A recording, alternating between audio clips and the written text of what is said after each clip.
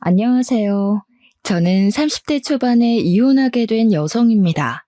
남들은 꽃잎 내리는 날 소중한 사람들이랑 소중한 시간 많이 보내고들 하는데 저는 이 기분 전환되는 시기에 이혼하게 되어 참 유감인 일이네요.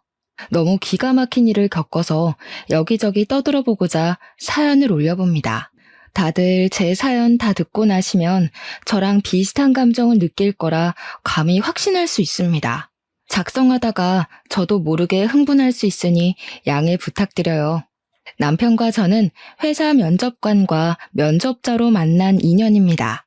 남편이 저를 면접에서 뽑아준 상사였죠.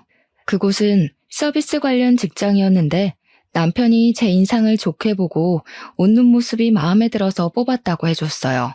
우리 회사가 그리 큰 건 아니어서 밥을 먹거나 일을 하면 늘 같은 공간에서 몇 시간씩 얼굴을 맞대고 일을 하거든요. 그렇게 지내다 보면 안 친한 사람들과도 금세 말을 터서 정이 들어요.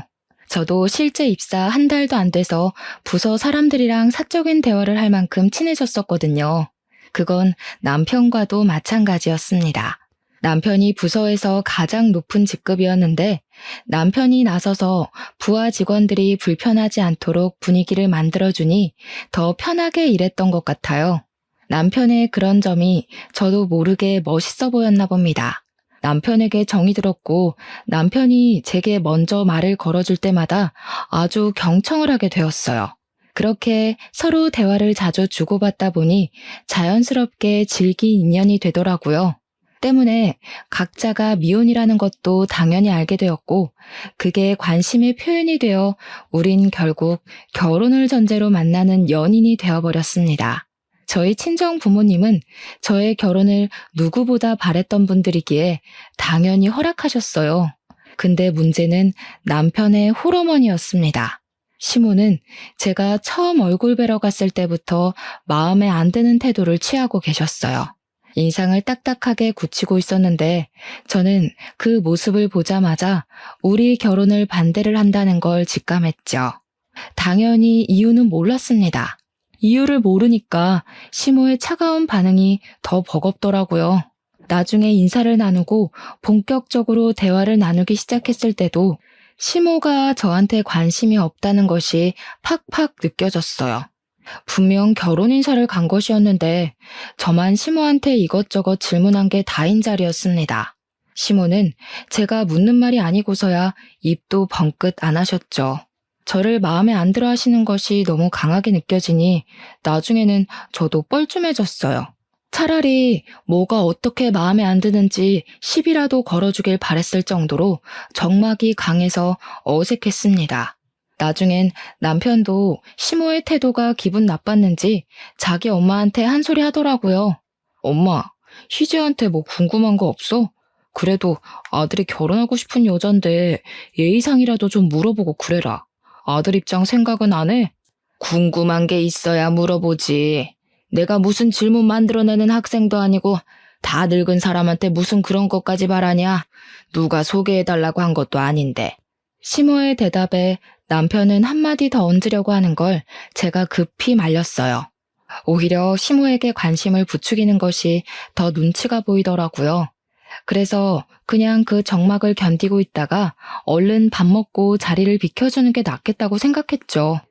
식사를 어떻게 했는지 기억도 안 났습니다. 저는 설거지라도 하려고 소매를 걷었는데 시모가 그때 처음으로 제게 말을 걸어주더라고요. 남이 자기 물건 손대는 거 싫어한다고 말이죠.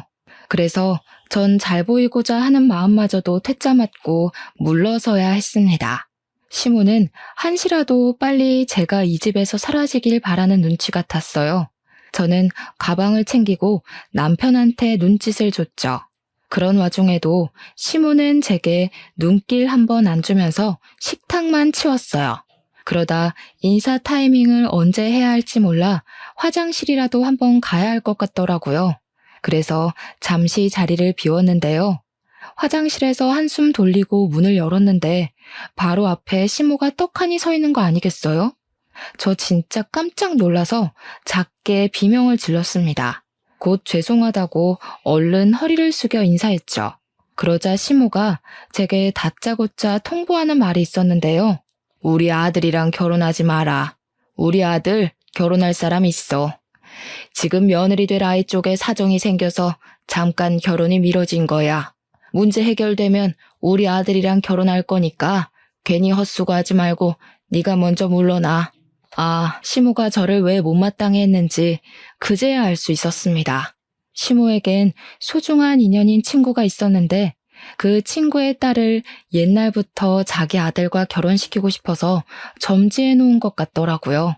그 사실이 아직 남편이랑 얘기가 안 된 건지 아니면 남편은 그 사실을 받아들인 적이 없는데 시모 혼자 밀어붙이는 상황인 건지는 자세히 몰랐습니다. 일단 시모가 그 정도로만 설명을 해주었어요. 어쨌든 그래서 시모가 저랑 남편의 결혼을 반대하는 거였더라고요. 반대하는 이유가 궁금했는데 막상 명확한 이유를 들으니까 갑자기 자신감이 확 떨어지면서 당황스러운 거 있죠. 저는 결국 시모의 통보에 확실한 대답을 못 해드렸어요. 그저 어색하게 웃으면서 작별 인사만 드리고 집을 나와버렸죠. 그리고 이걸 남편한테 말해야 하나 말아야 하나 고민했는데 어차피 제가 이 사실 때문에 남편이랑 헤어질 것도 아니고 말을 하지 않으면 해결 안 될 일이라서 말해버렸어요. 자기 결혼할 사람 있었어? 어머님이 나더러 미리 대기하고 있는 며느리 있으니까 자기랑 헤어지라고 하던데 이게 다 무슨 소리야? 뭐? 이 엄마가 하다하다 너한테까지 그런 소리를 했네. 그거 그냥 엄마 혼자 하는 소리야. 무슨 조선시대도 아니고 어른이 하라는 결혼을 누가 해? 신경 쓰지 마. 내가 알아서 해결할게. 남편은 이 문제로 시모한테 한두 번 시달렸던 게 아닌지 지겹다는 듯 화를 내면서 저를 안심시켰습니다. 저는 더 자세히 캐묻고 싶었지만 남편 표정이 이미 지긋지긋해 보여서 그냥 입 다물었어요. 그 뒤론 정말로 시모가 그것에 대해 전혀 언급을 하지 않았습니다. 저희는 예정대로 수월하게 결혼이 진행되었죠. 남편이 시모랑 무슨 대화를 어떻게 설득한 건지는 따로 묻지 못했어요. 굳이 지나간 문제를 들추고 싶지 않기도 했고요. 남편이랑 무사히 결혼을 하게 된 건 정말 다행이었지만 한편으론 저 혼자 시모의 눈치가 굉장히 보였습니다. 시모 표정이 저를 그리 반기는 얼굴이 아니었거든요. 제게 두 눈 똑바로 뜨면서 결혼하지 말라고 선포했던 분인데 자기가 원하는 며느리가 아닌 다른 며느리가 들어가게 됐으니 마음에 들 리가 없을 거잖아요. 그래서 괜히 결혼 후에 있을 고부 갈등이 벌써부터 걱정이 되었죠. 남편한테 시모의 기분에 대해서 슬쩍 물어봐도 남편은 그저 시모가 더 이상 우리 관계에 대해 딴 말 안 할 거니까 걱정 말라고만 하니 계속해서 집요하게 물을 수도 없었습니다. 할 수 없이 그 정도로만 알고 넘겨야 했죠. 그렇게 결혼을 마치고 저희는 합가로 신혼을 시작했어요. 그 이유는 시모가 합가를 원해서였습니다. 시모가 합가를 원했을 때 남편이 단번에 거절했지만 제가 하겠다고 했어요. 저는 처음부터 시모에게 미움털이 박힌 며느리라 시모랑 친해지는 게 우선이라 생각했거든요. 그래서 합가를 통해 점수를 좀 따고 싶었어요. 남편이 저더러 시모한테 그렇게까지 잘 보이지 않아도 된다고 했는데 저는 제가 정말 괜찮은 며느리라는 걸 보여주고 싶었고 인정받고 싶었습니다. 시모의 등짝을 감당할 각오도 많이 했어요. 시모가 자기 친구의 딸을 많이 좋아한다는 거 알고 있습니다. 하지만 그 친구의 딸을 며느리로 만들지 못한 것이 아쉽지 않도록 제가 며느리가 된 사람으로서 훨씬 더 잘해내고 싶었어요. 이왕 식구가 된 며느리는 저였으니까요. 그래서 저는 합가 첫날부터 만반의 마음을 가지고 잠자리에 들었습니다. 다음 날 아침 일찍 일어나 시모를 위한 아침 밥상을 차리려고 했죠. 그렇게 다음 날 이른 아침, 알람 소리를 듣고 눈을 떴어요.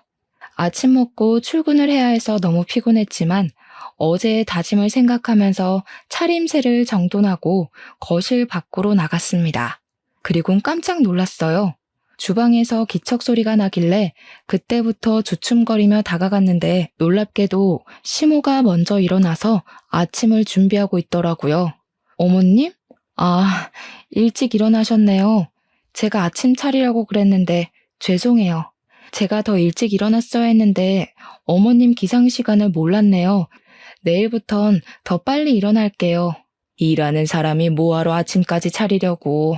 시간이 있을 때 조금이라도 더 눈붙이려고 해야지. 원래 집안일은 집에 있는 사람들 몫인 거야.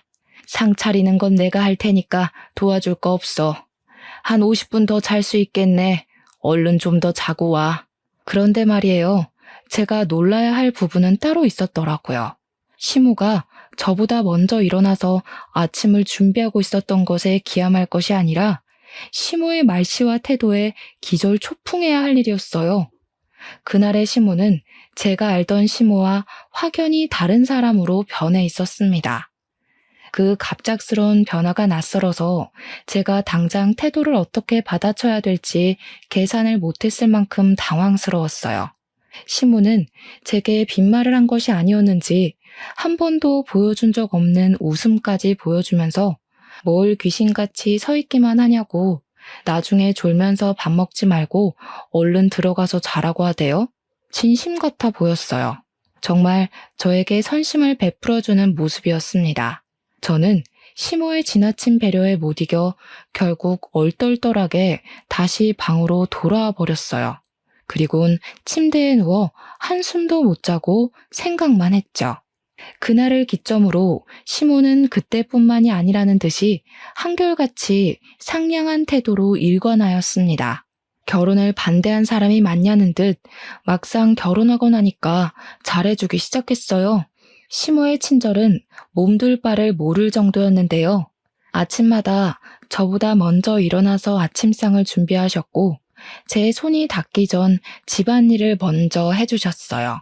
결혼하기 전에는 시모 목소리도 듣기 힘들었는데 합가하면서부터는 제게 먼저 말도 걸어주시고 일하고 온 제가 피곤할까봐 안마 의자도 양보해 주셨습니다. 저 솔직히 합가한 후로 제가 다짐한 걸 하나도 지키지 못했었어요. 시모가 너무 잘해줘서요. 그게 너무 감사하지만 한편으로는 오히려 며느리로서 마이너스만 되는 것 같아서 시모한테 부탁을 한 적도 있었습니다. 어머님께서 다 해주시니까 제가 아무것도 할 게 없네요.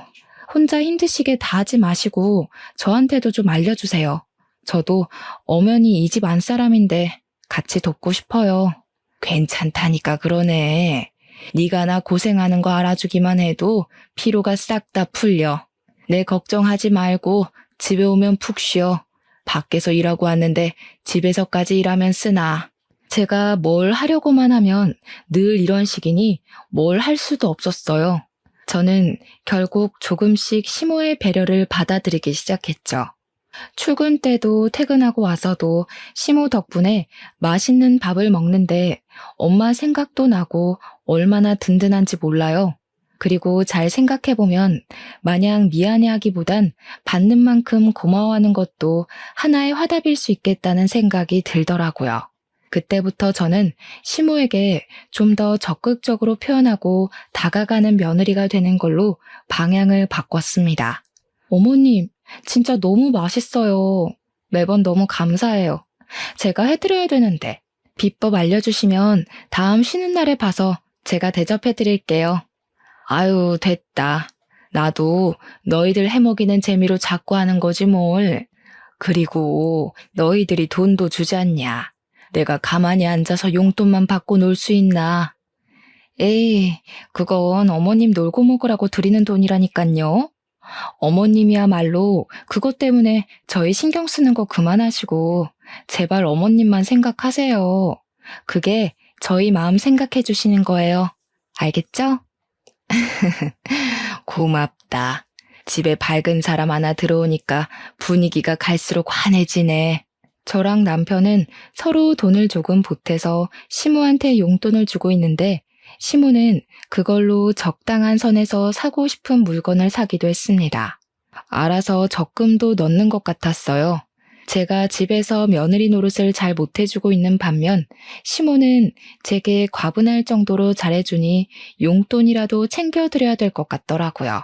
그래서 원래 50만 원을 주고 있었는데 며칠 뒤에는 그냥 제 마음이 시모에게 좀 더 쏠려서 개인적으로 20만 원 더 얹어드렸어요. 그러니 시모가 한날 제게 따로 찾아와 고맙다며 손까지 잡아주더라고요. 그날은 따뜻한 말까지 건네줬는데 진심으로 눈물 날 뻔했습니다. 내가 이런 귀한 며느리를 못 알아보고 하마터면 놓칠 뻔했네. 이전에 섭섭한 거 있었으면 그냥 늙은이가 노망이 났었나 보다 하고 잊어줘. 그때 속상함을 안 잊었을 수가 있겠습니까? 저는 진작에 제 결혼을 반대했던 시모의 차갑던 모습을 깡그리 잊어버렸어요. 고부 갈등을 너무 걱정했는데 시모에게 며느리로 인정받으니까 괜한 걱정이었다는 것을 새삼 느꼈었네요. 시모가 마음의 문을 대놓고 열어주니까 저도 자신이 생겨서 더 다가갈 수 있었던 것 같아요. 그래서 저는 시간 날 때마다 시모의 어깨도 주물러주고 일부러 시모랑 시간 내서 데이트도 했습니다. 아, 그리고 저랑 남편이 합가를 하자마자 임신을 준비하고 있었어요. 시모한테도 미리 얘기를 했었는데 혹시 시모가 그래서 저한테 더 잘해주는 건가 싶기도 했습니다. 제가 남편한테 시모가 잘해준다고 자랑을 한 적이 있었거든요. 그랬더니 남편이 그런 얘기를 하더라고요. 엄마가 손주 결혼하는 것까지 보는 게 꿈이라고 늘 말씀하셨거든. 그래서 아마 우리가 아기 준비한다고 했을 때 좋았을 수도 있겠네. 어쨌든 그것 때문이라도 엄마가 당신한테 잘해서 다행이다. 이유가 뭐가 됐든 그 말을 들으니 저는 하루라도 빨리 임신을 하고 싶었습니다. 시모에게 아기를 빨리 안겨주는 것이 효도라고 생각했기 때문이었죠. 근데 마음이 조급해서 그런가 희한하게 새 생명을 갖는 것이 쉽지가 않더라고요. 여자는 임신 때문이라도 평소 몸 조심하고 다녀야 되잖아요. 그런 주의를 듣고 사는 존재치고는 제가 너무 임신이 안 돼서 갈수록 난처했습니다. 시모는 저에게 은근히 임신에 좋은 음식이나 건강 음료 등을 마련해서 건네곤 하는데 저는 그에 마땅한 화답을 얼른 보여드리지 못하고 있으니 마음이 불편했어요. 그렇게 임신하고자 노력만 해온 것이 어느덧 3년이 되었는데도 깜깜무소식이었습니다. 혹시나 해서 남편이랑 시간 내어 병원 검진도 받아보았어요. 남편도 저도 임신에 문제 없다는 답변을 들어서 희망 고문인 셈이었습니다. 그렇게 시간만 계속 보내다가 오랜만에 시모랑 과일이나 먹을까 싶어 시모 방을 찾아갔는데요. 시모 잠깐 화장실 갔는지 없더라고요. 시모 올 때까지 방에서 기다리려고 방을 둘러보는데 화장대 앞에 통장 2개가 있었습니다. 그걸 보는 순간 남편이랑 제가 주는 용돈을 차곡차곡 귀엽게 모으고 관리하던 시모 모습이 생각나더군요. 하나는 우리가 돈을 넣어주는 통장이었는데 하나는 처음 보는 통장이길래 시모가 그곳에다 적금을 넣나 싶은 겁니다. 궁금해서 아무 생각 없이 열어봤더니 받는 사람 명에 소영이란 이름이 잔뜩 적혀 있더라고요. 소영이? 시모랑 가족으로 지내면서 처음 들어보는 이름이라 한참 생각을 하고 있는데 그 순간 시모가 방으로 들어와 제 손에 들린 통장을 낚아챘어요. 그리고 오랜만에 호통을 치셨죠. 뭐야? 왜 남의 방에 함부로 들어와 있어? 남의 물건에 손은 또 왜 대고? 네? 저는 어머님이랑 같이 참외 먹으려고요. 방에 안 계시길래 오시면 같이 먹으려고 기다리고 있었는데 저희가 주는 용돈 그 통장에 모으시는 거예요? 하나는 못 보던 통장이던데. 무슨 상관이야? 내가 일일이 너한테 다 보고하고 살아야 되니? 아무리 한 지붕 아래 산다고 하지만 어떻게 방주인 허락도 없이 함부로 들락거리는 거야? 다시는 이 방에 얼씬도 하지 마라. 나가, 당장. 저 그날 시모의 무서운 모습을 정말 오랜만에 봤었습니다. 결혼 전에 저를 반대했던 그 모습을 본 기분이었어요. 저는 그대로 시모에게 쫓겨나고 말았어요. 당황스러운 상태로 방으로 돌아와 한참이나 멍을 때렸습니다. 혹시 내가 임신을 못하고 있어서 시모도 본의 아니게 예민해져 있는 건가 싶기도 하더라고요. 그건 알게 모르게 자리 잡은 우리 가족의 스트레스가 맞으니 저도 참 면목 없는 입장이긴 했어요. 그런데 제 머릿속엔 소영이란 이름도 계속 마음에 걸렸는데요. 분명 받는 사람 이름에 소영이가 찍혀 있었단 말이죠. 소영이가 누구길래 시모는 소영이란 사람에게 꾸준히 돈을 보내고 있었는지 궁금했어요. 날짜를 보니까 최근까지 일자가 찍혀 있던 걸 보면 계속 가깝게 지내는 인연이라는 것 정도는 추측할 수 있었습니다. 일단 그것 이상으론 제가 알 수 있는 것이 뭐 없어서 시간만 흘려보냈어요. 그보다 문제는 시모와 틀어진 관계를 어떻게 풀 것인가라는 것입니다. 그리고 다음날 의외로 시모가 먼저 제게 사과를 해왔습니다. 세아가, 어젠 내가 너무 예민했지? 간밤에 안 좋은 꿈을 꿔서 잠을 잘 못 잤는데 그 바람에 내가 좀 예민했나 보다. 너한테 큰 실수를 했어. 미안해. 아니에요, 어머님. 제가 멋대로 들어간 건 맞는걸요. 다음부터 조심할게요. 저도 어머님 물건 함부로 손대서 죄송해요. 근데 정말 손만 댔지 아무것도 못 봤어요. 걱정 마세요. 일단은 시모가 혹시라도 무엇을 걱정할까봐 그렇게 둘러대줬습니다. 그래서 그런가 시모가 눈에 띄게 안색이 밝아지는 것 같기도 했어요. 어쨌든 저는 다소 찝찝한 기분으로 며칠을 보냈고 시모와 저는 다시 평소처럼 잘 지냈습니다. 그리고 며칠 뒤였어요. 남편이 아파서 연차를 냈다길래 제가 같은 직장에서 일하는 입장인지라 걱정되어서 일이 제대로 안 되더라고요. 결국 급하게 마무리만 한 뒤 저도 조금 일찍 퇴근했습니다. 남편한테는 따로 문자만 넣은 뒤 귀가를 했어요. 도어락을 열고 집에 갔더니 아무도 나와보는 사람이 없더라고요. 그래서 다들 방에 있나 싶어서 기웃거렸는데요. 느닷없이 화장실 쪽에서 무슨 웅성대는 소리가 들리는 겁니다. 소리 나는 쪽으로 가까이 갔더니 남편과 시모가 티격태격거리고 있는 거 아니겠습니까? 엄마 진짜 제정신이야? 그게 말이 된다고 생각해? 걔도 제정신이 아니고서야 그런 걸 한다 했다고? 난 싫어. 둘이서 한 맞춰온 걸 왜 나한테 하라고 강요해? 난 싫다고. 너더러 같이 살아달라는 거 아니잖아.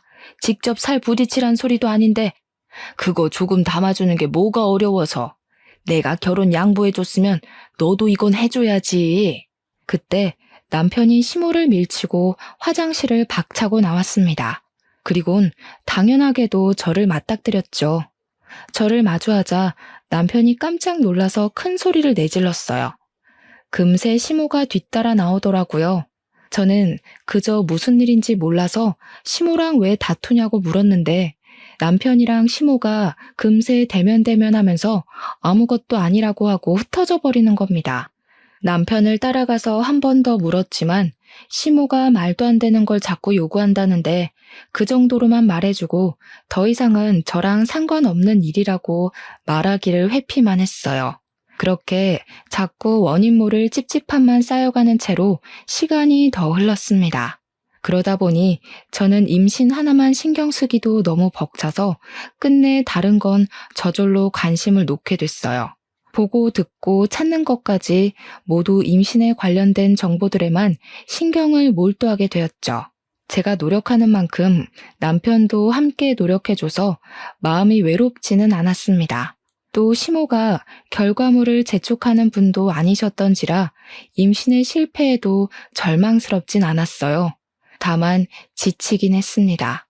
목표 지점이라도 보이면 좋겠는데 그것마저 보이지 않으니까 괜히 불안하더라고요. 제가 임신을 못해서 날로 스트레스를 받고 있으니 시모는 이제 저를 돕는다고 임신에 좋은 것들까지 챙겨주기 시작했는데요. 이렇게 받기만 하는 것이 미안해서 한날은 시모를 위해 제가 아침밥을 해볼까 싶어 새벽 일찍 일어났거든요.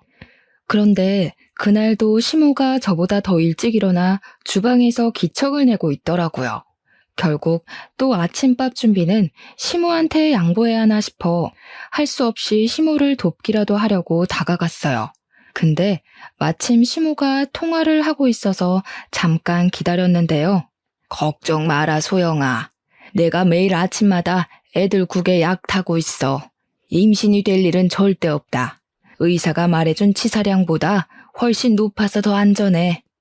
어머님, 저 정말 어머님 아니면 의지할 데가 없어요. 저 버리시면 안 돼요? 어머님이랑 남편 돌아올 때까지 꼭 기다릴게요. 알지 그럼. 너 말곤 그 누구도 내 며느리 못 돼. 다시 네 자리 찾아줄 테니까 조금만 기다려. 아유, 불쌍한 내 새끼. 내가 얼른 가서 몸조리 시켜줘야 되는데 여기서 엄한 시간만 뺏기고 있네. 저 순간 뭔가 잘못 들은 줄 알고 한참 고쳐 생각했습니다. 그럼에도 시모의 통화 목소리는 여전히 애달프고 통화 대상은 시모를 애타게 찾고 있었어요. 말도 안 되는 사실에 놀라서 바로 소리를 지를 뻔했습니다. 그러니까 분명히 시모 입에서 소영이란 이름이 언급되었고 그 소영이더러 며느리라 일컬었잖아요. 듣자 하니 내용 정황상 시모가 말했던 소중한 친구의 딸은 다름 아닌 소영이인 것 같았어요. 그 말은 즉 우리한테 받고 있던 용돈을 적금에 넣는 것이 아닌 소영이란 여자한테 붙여주고 있었다는 말도 되는 겁니다. 그리고 그 소영이란 여자가 바로 시모가 원했던 며느리라는 사실도 되겠죠. 불임이 길어지면 이혼 사유가 된다고 하더라. 이대로 계속 임신 못하게 막다가 손주 못 낳는다는 이유로 확 쫓아내버리면 돼. 지도 할 말 없을걸? 참, 너는 오늘 검진 다녀왔지? 뭐라니? 애는 건강하다니? 듣자 하니 기가 막혀서 더는 못 들어주겠더라고요. 저는 당장 시모한테 가서 폰을 빼앗았어요. 그리곤 대신 전화를 받아서 누구냐고 소리를 질렀죠. 당신 뭐예요? 우리 어머님이랑 무슨 사이예요? 아, 원래 며느리로 들어오려고 했던 분? 그래서 며느리로 언제 들어올 수 있을지 저 몰래 계획이라도 짜고 있었어요? 매일 아침마다 이렇게 통화했던 겁니까? 제가 난데없이 퍼부어버렸더니 상대방이 놀랐는지 바로 전화가 끊기더라고요. 옆에서 시모는 눈이 동그래져선 폰 내놓으라고 난리를 치기 시작했습니다. 저는 시모의 폰을 식탁에 확 내려놓아줬어요. 그리고 대체 이게 다 뭔 소리냐고 따졌죠. 어머님, 저 다 들었어요. 이제 와서 괜히 어줍잖게 숨길 생각 마세요. 묻고 싶은 게 수두룩한데 이게 제일 궁금하네요. 임신 못하게 막고 있다는 건 무슨 말이에요? 설마 저한테 무슨 짓 하셨어요? 저의 직설적인 지적이 그대로 통했는지 시모는 얼굴이 벌개져선 그제야 속내 밝혔습니다. 그 사실은 하늘이 무너질 만큼 충격적이었어요. 그래, 내가 피임약 좀 탔다. 네가 어디 내 며느리 될 수 있을 거라고 생각해? 너는 절대 내 며느리 못 돼. 내가 그렇게 안 놔둘 거야. 시모가 제 앞에서 악을 쓰며 저의 존재를 부정했어요. 그 순간 역시나 결혼하기 전에 그 공포가 떠올랐는데요. 그와 동시에 그동안 시모와 웃으면서 지냈던 몇 년간의 추억들도 같이 떠오르더라고요. 제가 절대 시모한테 며느리가 될 수 없다면 그럼 그간의 시간은 아무것도 아니었다는 거잖아요.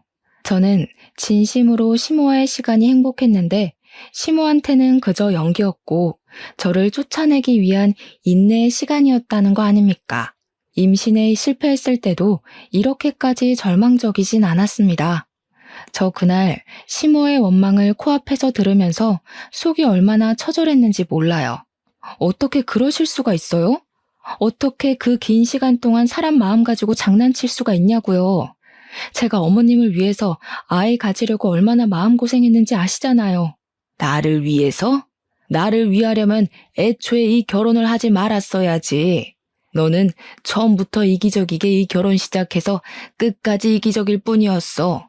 나는 네 핏줄 섞인 손주 보고 싶지 않다. 네가 눈꽃만큼이라도 내 생각한다면 당장 우리 아들이랑 이혼해.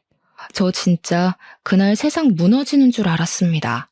모르고 살았던 고부간의 갈등을 한꺼번에 몰아서 받는 기분이었어요. 저는 그대로 자리에 주저앉아 버렸어요. 결국 단 한 번도 시모의 인정을 받은 적 없는 며느리였다는 것이 허망하기 그지없었고 그저 허울 뿐인 관계였다는 것이 너무 허탈했어요. 저를 이렇게 무너지게 만든 시모가 정말 미웠습니다. 거실에서 나는 소란 때문에 잠에서 깬 남편이 바깥을 나왔는데요. 제가 주저앉아서 울고 있으니까 놀라서는 제 걱정을 해주더라고요. 그런 와중에도 시모는 울고 있는 저한테 대고서 계속해서 할 말을 토해내고 있었습니다. 이왕 이렇게 된 거 이제라도 알았으면 그만 포기하고 우리 아들이랑 이혼하라니까. 너한테는 이미 며느리가 될 애가 따로 있다고 했잖아. 너도 이젠 자존심 상하지 않니? 이미 이런 집구석인 거 다 알았을 텐데 계속 붙어있는 것도 불편할 텐데. 결국엔 결혼 전부터 했던 얘기를 다시 하기 시작하셨어요. 무슨 상황인지 알게 된 남편은 화가 나서 시모를 끌고 집 밖으로 나가버렸습니다. 저 혼자 그 자리에서 한참을 서럽게 울고만 있었어요. 울다 보니 3년간 임신 못했던 게 시모의 이기심 때문이란 사실이 갈수록 더 화가 나더라고요. 이거 절대 넘어가주기 싫대요. 제가 불행해지는 한이 있더라도 시모가 기뻐하게 될 날은 두고 봐주기 싫어서 무조건 시모를 고소하려고 당장 휴대폰을 들고 뒤따라 나갔습니다. 뭐 하나라도 건져서 시모의 잘못된 행동을 혼내주고 싶었죠.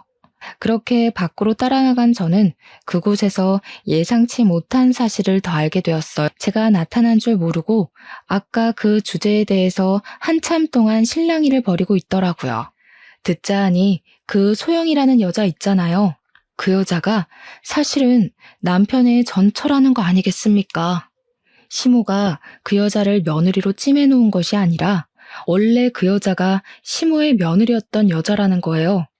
그러니까 남편이랑 전처 사이가 안 좋아서 이혼을 하게 된 건데 시모랑 전처 사이는 엄마랑 딸처럼 엄청 좋았던 것 같더라고요. 근데 남편과 전처가 이혼을 한 이유는 또 그 이유 때문이래요.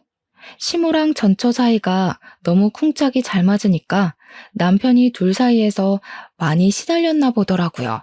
누가 자식인지 모를 정도로 편애가 생겨버렸다고 하니 남편이 자연스레 바깥을 많이 나돌게 되었고 그럴수록 전처와 시모의 잔소리는 늘어가고 끝내 못 견딘 남편이 이혼을 한 경우 같았습니다. 하지만 시모는 전처에 대한 미련이 강하게 남아서 계속 연락하고 지냈나 봐요. 남편의 전처에게 돈까지 주면서 말이죠. 심지어 미련만으로 모자라 남편과 전처의 재결합을 끊임없이 종용해온 것 같았어요. 제가 안 보는 사이에 틈만 나면 남편한테 전처 얘기나 안부를 전했던 걸로 보였습니다. 이미 이 사실만으로도 충격이었는데 저를 더 비참하게 했던 건 뭐였는 줄 아시나요? 소영이 임신만 시켜주면 나랑 와이프 관계 간섭 안 한다고 했잖아. 그래서 두 사람이 해달라는 대로 해줬건만. 근데 왜 약속 안 지키는 건데? 왜 와이프한테 다 얘기해서 이 상황을 만들어? 이제 어쩔 거야? 누가 통화 엿듣고 있을 줄 알았겠니? 이왕 이렇게 돼버린 거 그냥 소영이랑 재결합해라. 소영이가 네 애 가졌는데 네 애 이대로 아빠 없는 자식 만들 거야? 지금 마누라는 애도 없고 이혼하면 그만이지만 소영이는 이제 너 없으면 안 돼. 엄마가 피임약만 안 넣었어도 이미 와이프랑 나 사이에 애 생겼어. 대체 그런 짓을 왜 한 건데? 와이프가 이혼하겠다고 하면 어쩔 거야? 나는 지금 와이프 좋아한다고, 이혼하기 싫다고. 그럼 소영이는 저렇게 미혼모로 두겠다는 거야? 제발 우리 가족 다시 뭉치자. 너만 제자리로 돌아가겠다고 하면 우리 다시 잘 살 수 있어.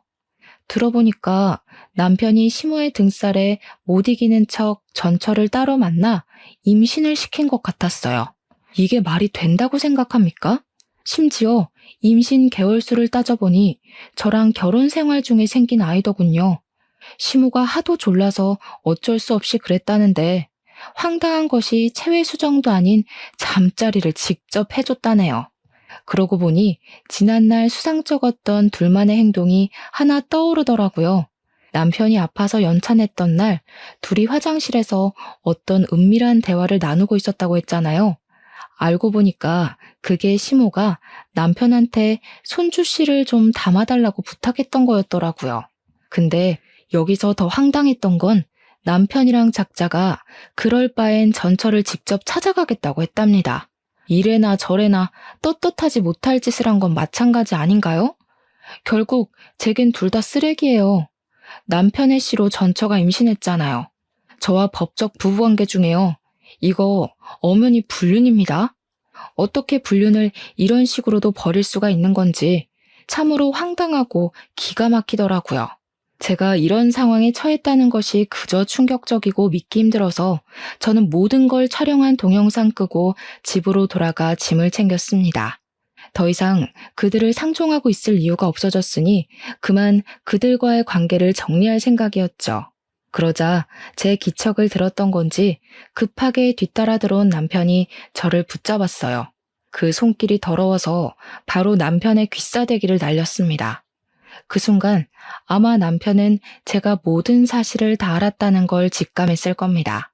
네가 진짜 내 입장 생각했으면 네 엄마 정신 차리라고 이렇게 귀싸대기를 쳤어야지. 네가 한 게 뭔데? 엄마한테 소리 지른 거? 그래놓고 결국엔 네 엄마가 시킨 대로 그 여자 만나준 거, 애 만들어준 거, 싫다 싫다 해놓고 이젠 다시 재결합도 해줄 건가? 아니야. 내가 너를 두고 그런 여자랑 재결합을 왜 해? 나한텐 너밖에 없어. 거기는 하도 애만 만들어달라고 사정해서 그냥 그것만 해준 거야. 내가 좋아하는 사람은 너니까 결혼 같은 거 꿈도 꾸지 말라고 했어. 장난하니? 불륜 저질러 놓고 거긴 그냥 육체적 사랑이었다. 정신적 사랑은 너뿐이다. 이거랑 뭐가 달라? 이제 너 말 아무것도 못 믿겠다. 믿고 싶지도 않아. 사실혼이었던 여자를 숨기고 결혼한 것만으로도 이미 넌 쓰레기 새끼야. 저는 남편과 더 얘기하고 싶지 않아서 남편을 밀치고 지나쳤습니다. 그러자 시모가 거실에 떡하니 기다리고 있대요. 아직도 자기가 저보다 머리 위에 있다고 생각하는 것 같더라고요. 당당하게 저를 노려보고 서 있는 거 아니겠어요? 그래서 이제 우리 아들이랑 더는 같이 못 살겠다는 거니? 그거 잘 됐네. 이렇게까지 했는데도 네가 안 나가주면 어쩌나 고민 많이 했거든. 그땐 우리 소영이를 데리고 들어올까 생각도 했었어. 저는 시모가 뭐라고 짓거리던 대답하지 않고 그냥 시모의 어깨를 강하게 치고 나갔습니다. 저를 향해 야! 하고 소리를 질렀어요. 부르길래 그제야 저도 대답을 해드렸죠. 전국 방방곡곡 뒤져서 그 소영이란 년 찾아내기 전에 상스러운 입 제발 닥치세요. 쓰레기들한테 내 시간 그만 낭비하고 싶어서 소송으로 끝내고 싶거든요. 근데 자꾸 저 자극하면 진짜 최선을 다해서 시간 낼 거예요. 당신들이랑 소영이년, 그리고 당신 손자? 피눈물 흘릴 때까지요. 제 말에 도끼가 조금 느껴졌을지 모르겠는데 저 진심으로 도끼를 품었었습니다. 시모가 아무 대답 못했던 걸 보니 화가 나 미칠 것 같던 제 감정이 제대로 전달되긴 했나 봐요. 저 그대로 집을 나오려고 했더니 남편이 불이 나게 뛰어나와서 저를 한 번 더 붙잡더라고요. 근데 그걸 시모가 쫓아와 자기 아들을 잡아당기는 거 아니겠습니까? 남편은 저를 보내지 않으려고 하고 시모는 저를 보내려 하니 모양새가 참 웃겼습니다. 여보, 내가 진짜 잘못했어. 한 번만 봐주면 안 될까? 당신이 소영이 애 지워달라고 하면 내가 가서 그렇게 할게. 그러니까 제발 이혼하자고 하지 마. 부탁이야. 이놈이 정신 나갔나? 이미 마음 접은 애를 왜 잡는 거야? 그러니까 엄마가 처음부터 얘기했지? 저녀는 우리 집사람이 못 된다고 했잖아. 시모 말을 듣는데 왠지 모르게 열이 받았어요. 그냥 뭔가 이 집 식구들에게 이용당한 기분이 들더라고요. 제 시간을 빼앗긴 기분도 들었고요. 그래서 뭔가 그냥 시시하게 집을 나가는 것이 아쉬운 마음이 들었습니다. 그 타이밍에 갑자기 좋은 아이디어가 떠올랐어요. 아까 시모가 저를 주려고 만들고 있던 과일 주스가 생각나대요. 거기에도 분명 피임약이 들어갔을 거란 말이죠. 저는 저를 붙잡고 실랑이를 벌이고 있는 그들을 뿌리치고서 다시 집 안으로 들어갔습니다. 그러자 남편은 제가 생각을 바꾼 줄 알고 좋아하고 시모는 제가 생각을 바꾼 줄 알고 쌍욕을 하더군요. 그러거나 말거나 저는 과일 주스를 들고 시모에게 다가갔어요. 시모는 그것을 자기한테 던지는 줄 알고 식겁하더라고요. 그 모습을 실컷 구경해주고 그대로 지나쳐서 시모 방으로 걸어갔습니다. 그리곤 시모가 평소 애지중지했던 모피겉옷 찾아냈어요. 그 모피겉옷은 시모가 가진 재산 중에 가장 비싼 물건이기도 했지만 우리 친정에서 예단으로 준비한 시모에게 주는 선물이었습니다. 어차피 인정하지도 않은 며느리의 집안에서 받은 선물이니 시모한테 필요 없을 거라고 생각했어요. 그래서 과일 주스를 바로 그 모피옷에 냅다 뿌려버렸죠. 그러자 시모 비명을 지르면서 경악하더라고요. 시모가 저만큼이나 더 괴로웠으면 좋겠기에 집을 나서기 전에 작별 인사도 제대로 해줬습니다. 저 소송할 거예요. 그렇게 아끼시는 며느리도 상간녀로 고소할 거고요.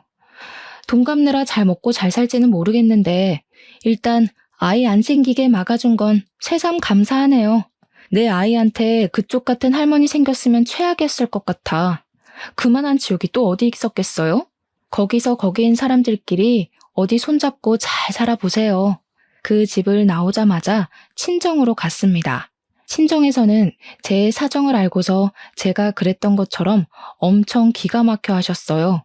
그래도 제가 변호사를 선임해서 그들을 이혼 소송에 상간녀 소송과 정신적 손해배상 청구, 사기죄까지 하여 위자료 두둑하게 받아냈어요. 부모님이 그건 참 잘했다고 하시더라고요.